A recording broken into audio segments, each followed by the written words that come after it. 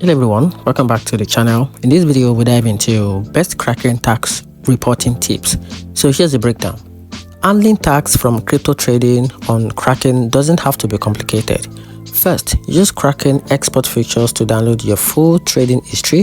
It includes your deposit, your withdrawal, your trade, and your staking reward. So this gives you a clear starting point for reporting. Next, categorize your transaction properly. Separate your trading, your staking, and your fiat conversion so you know which gain are taxable. Consider using crypto tax software like Coinly or CoinTracker that can import Kraken data and generate ready-to-file report. Finally, keep record for at least 5 years as tax authority may request them. Stay organized and use these tools to keep your crypto tax simple and accurate.